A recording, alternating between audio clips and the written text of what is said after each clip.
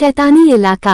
एक विचित्र नौक एक अंधेरे जंगल में रुकती है और उसकी नकाबपोश चालक जादूगरनी लालबाई मंत्रमुग्ध यात्री एक नवविवाहिता दुल्हन को बुलाती है। लालबाई दुल्हन को शैतानी इलाका शैतान के क्षेत्र में ले जाती है, जहां उसे उसके जादू से जगाया जाता है। दुल्हन को उसके उर्फ शैतान एक प्राचीन और डरावने राक्षस की वेदी पर चीखते और लाते मारते हुए बलि दी जाती है। वर्षों पहले वह स्वतंत्र रूप से घूमता था और स्थानीय नगरवासियों को अंधाधुंध तरीके से आतंकित करता था, लेकिन अंततः वह पराजित हुआ, एक निराकार आत्मा में सिमट गया और एक जादुई मंत्र द्वारा उसे शैतानी इलाका के भीतर हमेशा के लिए कैद रहने के लिए मजबूर कर दिया गया। लालबाई हर अमावस्या की रात को उसके लिए एक नई दुल्हन लाती है। शैतान इस दुल्हन का खून पीता। कुछ साल बाद अंजू एक खूबसूरत जवान लड़की बन जाती है और अपने विश्वविद्यालय के अंतिम वर्ष में होती है। रोमा ने अपनी लड़की को एक अच्छे लड़के दीपक से प्यार करते हुए देखा। वो एक उद्योगपति का इकलौता बेटा है और एक सुसंस्कृत युवक है। दीपक को अंजू की समस्या का पता चलता है और वह अपने माता पिता के माध्यम से एक तांत्रिक से संपर्क करता है। तांत्रिक कोई और नहीं बल्कि तिब्बत से डॉक्टर योगराज के गुरु योगी बाबा हैं। वह ठाकुरों के महल का दौरा करते हैं और तुरंत समस्या की जड़ को पहचान लेते हैं।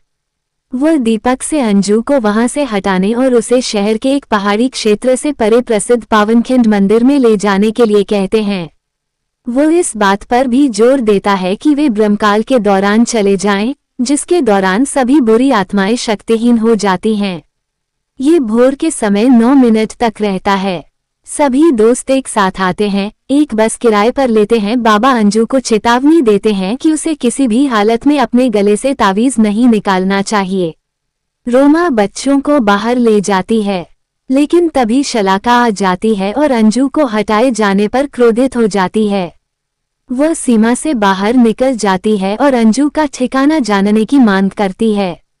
रोमा मना कर देती है और उसे उसकी जगह पर रख देती है, जिस पर शलाका एक भयानक चुड़ैल लालबाई में बदल जाती है और बताती है कि उसने सदियों से शैतान की सेवा की है और जब ठाकुर के पूर्वजों ने शैतान को हराने के लिए विभिन्न जादू टोने का इस्तेमाल किया तो वह ठाकुर के घर में एक गवर्नेस के रूप में घुस आई।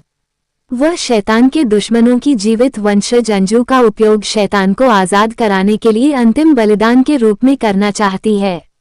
रोमा अपनी नौकरानी को ऐसे क्रूर रूप में देखकर चौंक जाती है और उसे बंदूक से गोली मार देती है। दीपक और अंजू अभी पिछवाड़े से गुजर ही रहे होते हैं कि लालबाई फिर से वहां आ जाती है और उन्हें रोकने की कोशिश करती है। वो उन्हें अपनी असली पहचान बताती है और अंजू पर हमला करती है, जो स्विमिंग पूल में गिर जाती है। दीपक उसे छुड़ाने की कोशिश करता है और घायल हो जाता है। तभी बाबा वहां पहुंचता है और लालबाई को कैद कर लेता है, जिससे वे भागने में सफल हो जाते हैं। दीपक और उसके दोस्त अंजू को शहर से दूर एक सुरक्षित ठिकाने पर ले जाते हैं। वे कुछ आराम और विश्राम के लिए इस अवसर का लाभ उठाते हैं, लेकिन पुराने कैफे में स्थानीय गुंडे लड़कियों को एक टेबल पर पाते हैं और उन्हें परेशान करना शुरू कर देते हैं।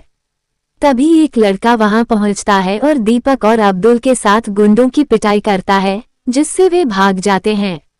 वो अपना परिचय कमल के रूप में देता है और पूरे समूह से दोस्ती कर लेता है।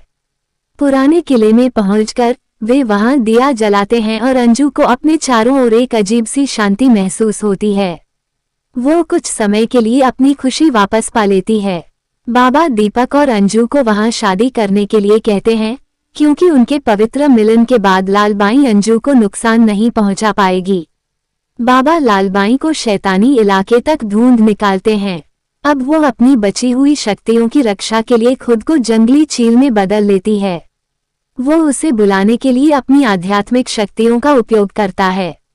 जब उसे अंजू के साथ उसके इरादों का पता चलता है तो वह जल्दी से समझ जाता है कि दीपक और अंजू को जल्द से जल्द शादी कर लेनी चाहिए और अपने वैवाहिक जीवन को पूरा करना चाहिए।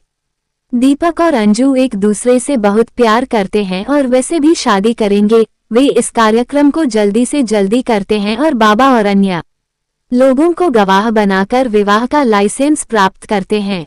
लेकिन जब दीपक की बहन मंदिर में फूलों की टोकरी तैयार करने के लिए अकेली होती है तो स्थानीय गुंडे वहां पहुंच जाते हैं और उससे छेड़छाड़ करने की कोशिश करते हैं। तभी लड़के वहां पहुंच जाते हैं और उनकी हड्डियां तोड़कर उन्हें वापस भेज देते हैं। लेकिन जब वे मंदिर पहुंचते हैं और वहां डेरा डालते हैं तो कई अप्रिय घटनाएं होती हैं और उनके कई दोस्त शैतान द्वारा बेरहमी से मारे जाते हैं। ऐसा इसलिए होता है क्योंकि ज्यादातर लड़के और लड़कियां अंधेरे में उसकी मांद में घुस जाते हैं, अनजाने में अपना रास्ता खो देते हैं। एक बार शैतान अंजू को उसकी शादी की रात नहाते समय अगवा कर लेता है और लालबाई उसे धातु के डंडे से घायल कर देती है। शैतान को अंजू का थोड़ा खून मिल जाता है। दीपक और उसके दोस्त वहां पहुंचकर अंजू को बचाते हैं। उन्हें एहसास होता है कि लालबाई की बदौलत शैतान अब इतना मजबूत हो गया है कि वो कुछ समय के लिए अपनी मांद से बाहर निकल सकता है। शैतान उन्हें पत्थर के किले तक भी ढूंढ लेता है और वहां लड़कियों पर हमला करता है, लेकिन उन्हें कोई नुकसान नहीं पहुंचा पाता क्योंकि बाबा समय रहते उन्हें बचा लेता है। कंवलजीत, जिसकी एकमात्र बहन भी लालबाई की बलि का शिकार बन गई, उन्हें हर तरह से मदद करता है, लेकिन बाद में लालबाई उसे मार देती है। यहाँ तक कि जब बाबा लालबाई से लड़ने जाता है तो वह उसके शरीर को जहर देकर उसकी शक्तियों को कमजोर कर देती है और वह हमले में हार जाता है। गांव में अराजकता के कारण शहर के लोग और कुछ छेड़खानी करने वाले यह महसूस करते हैं कि मंदिर में शादी करने वाली लड़की को शैतान को शांत करने और सभी नरसंहार को रोकने के लिए उसे चढ़ाया जाना चाहिए। अंतिम टकराव गांव के चौराहे के पास होता है। लोग मंदिर को घेर लेते हैं और अंजू को बंधक बनाने के बाद उसे शैतान के लिए चारा के रूप में इस्तेमाल करने के लिए एक खंभे से बांध देते हैं। जैसे ही गुर्राता हुआ शैतान खुशी से अपना बदला लेने के लिए आगे बढ़ता है, दीपक मुक्त हो जाता है और शैतान पर हमला करता है। शैतान उसे एक शक्तिशाली प्रहार से रोकता है जो दीपक को दूर फेंक देता है। दीपक एक त्रिशूल काली का पवित्र त्रिशूल छीन लेता है जो उसे वेदी पर मिलता है।